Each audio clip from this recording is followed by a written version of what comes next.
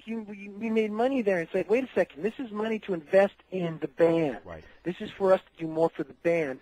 And everybody just turned into jackasses, and it became about, well, I could use a piece of that, and I'm standing there going, well, you don't think I could too, but we're not doing this for that reason. And then that's where everything got kind of screwy, because it stripped the varnish off the band. Instead of us being a rock band bent on taking over the world, I came to realize that I was playing ZZ Top in a fucking bar. Yeah. What the fuck did I do wrong here? Your creativity starts to get zapped. But It got to a point where we got there for the gig, and it's like I was waiting for the 7 shots to get on my amplifier so I could get through this. Yeah. It's like, this is not why I did this. I didn't do this to play covers in a bar. I did this to write music that can change the world. Right.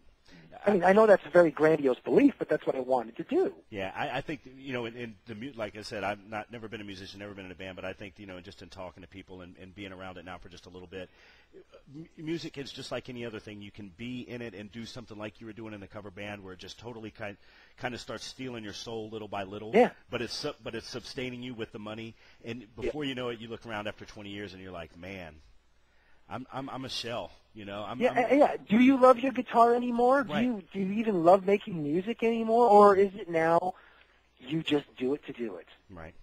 It's like, and that's the beauty of Lynzee right now. Is honestly, everything in the resurrection of the band, we never stopped. We kept playing, we kept recording, and we did it for one reason and one reason only. We love making music. Right. That's it. I wasn't making money over the last 15 years. We were just in the studio recording and writing and working and writing more songs, and they weren't necessarily even written for anybody to hear. Yeah. It was just because I had to get it out of me, because if I don't get this out of me, it's going to be lost. Because I also want the next one to slide up into place so I can write another one. But we did it for the right reasons, and it's like, even with Lynzee, it started off with a love, but it hit that point where it's like, this isn't love anymore. It's become shallow and empty, and then that's when the change has happened. It's like, now we love what we do it because we love it. If this is successful, beautiful. If it's not, I don't really care, because I'm going to keep on making music. I love making music, and I will keep Lynzee going till I'm in the ground. Yeah, it's going to be guys like you and Mike and the Lynzees of the world, I think, that's going to bring our bands back, because even still as popular as Motley Crue is, even still as many tickets as Iron Maiden sell, there's going to be those top-end guys, and then there's going to be, the guys that are there that are really doing it every night for the locals, for the club scene. I think that's where the rebirth is going to happen. I really do think that's where it is. Those guys are going to do their thing. Yeah. Metallica and Megadeth, they're going to fucking sell. But the guys that are out there, and they're going to make it their living too, and they're going to make it viable again. I think they're going to make our music viable again. I don't know how you guys feel. Well, we're going through a little bit of a mix right now, because there is a great resurgence of a lot of bands from back in the day, like Bullet Boys. All these guys just coming out of the woodworks, and it's like, it's really beautiful. It's really great. It's wonderful what they represent, but I still want to see what it's going to end up being in the long run, because tell me, are you doing this because you love it, or are you seeing this as an opportunity to cash in on fame that you once had? Right. Yeah. Well, I talked it's to an Mark. Interesting question. Yeah, I talked to Mark yesterday for a while. Mark Torian of the Bullet Boys, and I think that he's really passionate about it. But you can see he actually is. Because you know what? He lost it when he lost his voice back in the day. Right. Man, I know he went through a real bad spell there, where it's like he couldn't do what he wanted to do. Yeah. Probably made him almost crazy. Yeah, it would. It's like he would.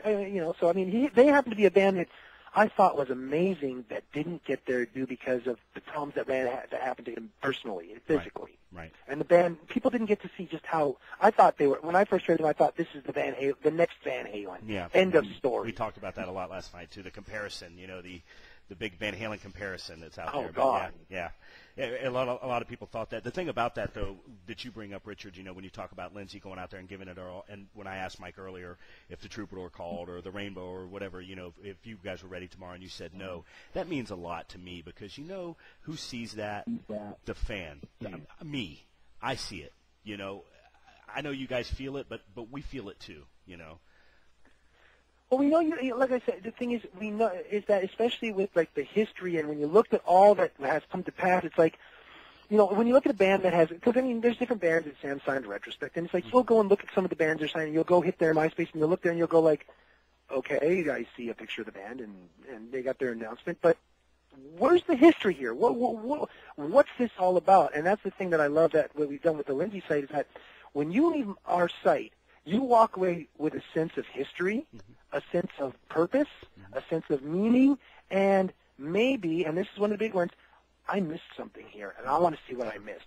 That is the biggest thing that I'm told by people, which is, how the fuck did I miss you guys? Yeah. That's what I want to say to the younger people on our site, and they're like, these guys that are, not into our brand of heavy metal, and I know it's the hair, and I know it's the spandex, but you know what?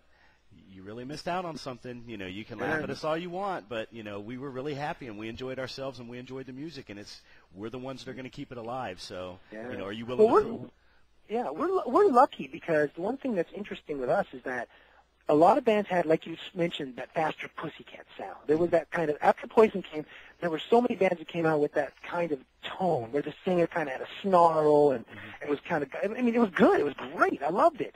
But the thing is it was very much of the time, and that's where I think Lynzee kind of threw people off at times because even though we were in the midst of glam, when you listen, you've listened to the Lynzee stuff, we have more of a progressive edge to us.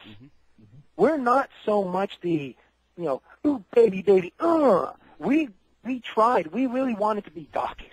We really wanted to be Whitesnake. We wanted to be powerful. Music that's so powerful, you'll just fall to the ground when we play. Sure, it's a pipe dream, and we couldn't pull it off, but that's what we wanted. We wanted to, and I think that's what's so nice is that all these years later, because sometimes people now who like music now will listen to something like Faster Pussycat, and it's not that it's good or bad.